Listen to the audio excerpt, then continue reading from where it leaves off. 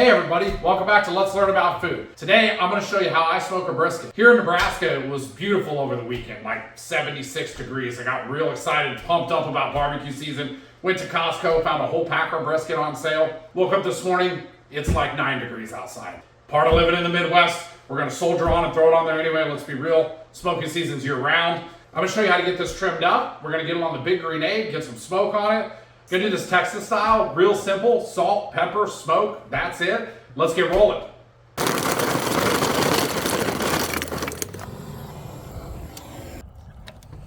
So we got our grill running about 275 degrees from when we lit it earlier. As you can see, the coals are all light now. So you're gonna throw a few chunks of wood on here. You can use whatever kind you like. I got some hickory and some pecan that I'm using today. We'll give those just a few minutes to catch here. We got our wood chunks going. I'm gonna go ahead and put on my deflector plate, which is just gonna give us an indirect smoke the whole time here. We're gonna do a drip pan to catch any of the grease that falls off of there so my plate doesn't get all nasty. And we'll get the plates on. I'm not a big believer in like 225. Your brisket's just gonna take another 8 hours and it's gonna be almost indistinguishable from what I can tell from one that's cooked at 275 that's gonna be done a lot quicker. And also, I got a little bit late start on this one today. But we're gonna let this come back up to between 250 and 275. In the meantime, we're gonna go in and get our brisket all trimmed up and ready to go. Pretty simple process here. The only thing you really need to do this is a nice sharp boning knife. And what we're gonna do is we're just gonna kind of trim it up, shape it up a little, take off some of the excess fat. These whole packers will come with a lot of excess fat on them. Now I'm gonna leave a good amount of it because you definitely want some fat in your brisket. That's what's gonna give it the flavor, especially on the flat side. So there's actually two parts to a brisket. A lot of times what you'll see in the store is they'll have just the flat part, which is your more lean part. And then there's the part called the point, which is where they make burnt ends from. That's your more fatty part. So the whole packer has the whole thing. And so this one's about 17 pounds. So on the front side, I'm gonna go ahead and trim this up pretty clean. And then on the back side, we've got this huge fat cap. We're gonna leave probably 1/4 to a 1/2 inch of fat all the way across here. We're gonna trim up the point a little bit more. We're just gonna also trim off any parts that are kind of like loose and hanging off the brisket because those parts are just gonna burn anyway. So we'll start on the front here. Just gonna take off any excess fat. Like I said, most of this, there's not a ton of it here. Now these little parts, these will just render down. Not too worried about getting all of that off of there. These big, thick chunks of white fat though, you can feel them. They're very hard. That's not going to render down. These nice, softer parts of fat, these will all render out and just add a bunch of flavor to your meat. Just kind of round it and shape it up. You kind of want it as aerodynamic as possible so that the smoke flows over it evenly. But these thick pieces of fat like this, these won't render out. All right, so that looks about good for me on the front. Like I said, these little pieces of fat, these all render out, not worried about it. Now, this doesn't have to be perfect. We're not doing this for competition barbecue or anything. As you can see, this fat cap here is pretty thick. I'm gonna take it down to probably about here. Like I said, about 1/4 to a 1/2 inch of fat. And we're gonna take that back just all the way across here. This part up here, you can go a little bit lower amount of fat on. The flat, you for sure wanna keep a good amount of fat cap on there because this meat in here is very lean.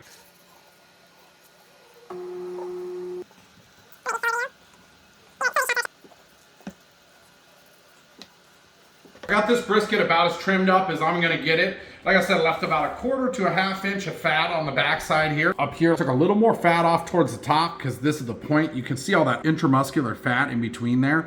So that's gonna hold moisture. There's no chance that's gonna dry out. So you can take a little more off of there so you can get more rub down and sticking to it. Whereas over here, you wanna leave a little bit more because this is the leaner end of it. I always cook my briskets fat side up. There's a couple of ways you can do it. People argue for cooking it fat side down. Cook it fat side down, it'll protect it from the heat a little bit better. It'll also give you a better smoke ring if you're one of those people that like those, even though it makes no difference whatsoever in the flavor. But that's just simply because the smoke can penetrate the meat a little bit easier than it can penetrate the fat. I find that mine come out juicier and better tasting and a little more tender if I go fat side up.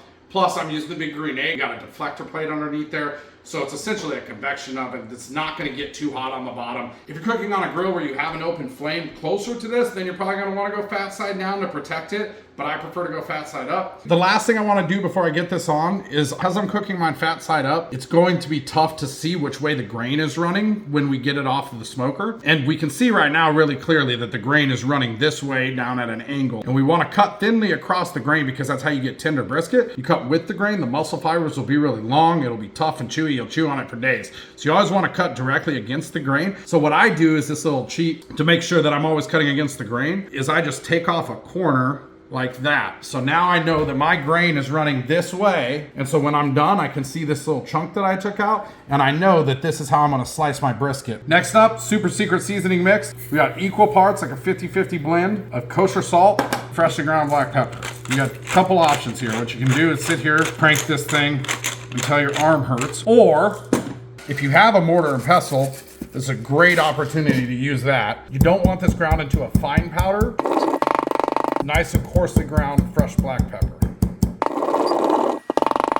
But this can also be kind of a mess because peppercorns are round and they like to pop out. About like that. If you don't have a mortar and pestle, what you can also do is you can put some black peppercorns in a Ziploc bag, squeeze all the air out of it. I just use a meat mallet. Way easier than grinding all of this with the pepper grinder.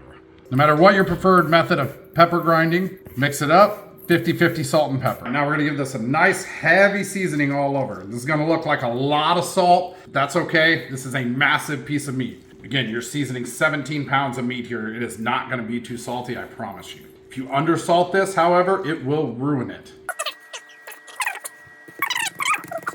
Make sure you get all the sides, all the edges here. We wanna get it all over. Now, if you got a favorite barbecue rub, you could absolutely use that here. I've tried a million different rubs and I make my own rub. On brisket, I found that I just prefer salt, pepper, and that's it. The one thing you want to do is do not undersalt this. Beef and salt go together like peanut butter and ladies, all right? Make sure that you get plenty of salt in there. We got our grill back up to temp.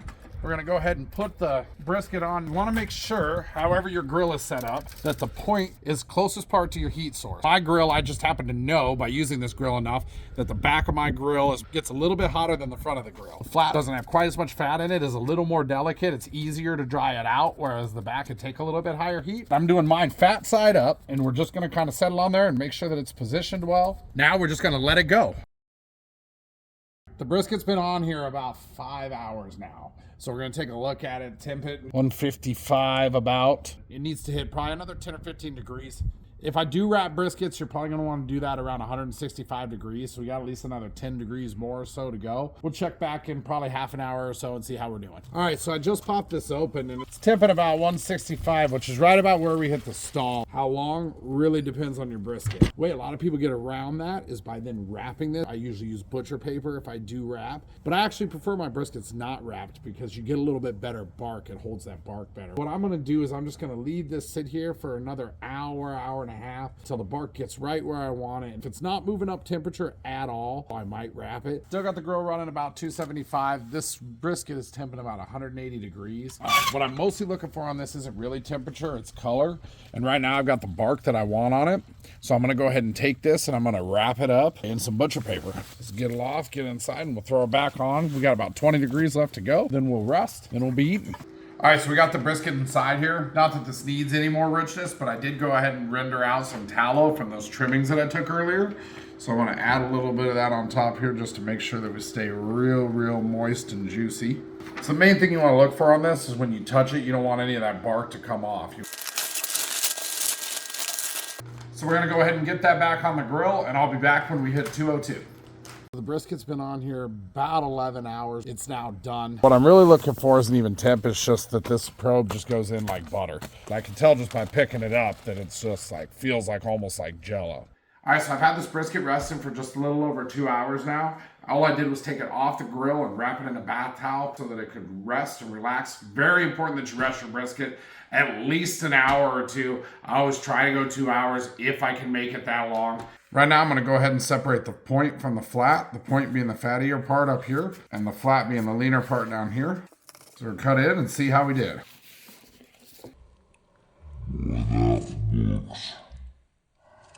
pretty juicy there. One thing I promise is you'll never see me press down and squeeze all the juices out of the meat on this channel like some people do. Take my word for it. It's juicy. This is my favorite part. So this part right here, these are your actual burn ends. These are real true burn ends. You can make burn ends out of the whole point, which is what most people do nowadays.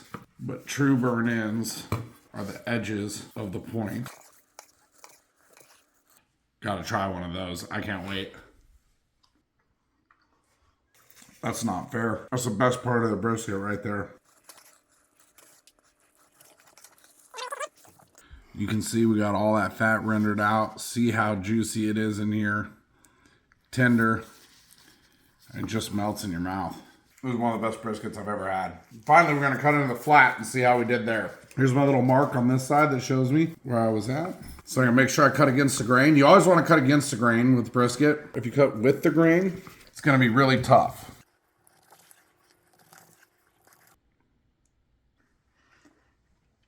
Flat's delicious too. So that's how I do a brisket.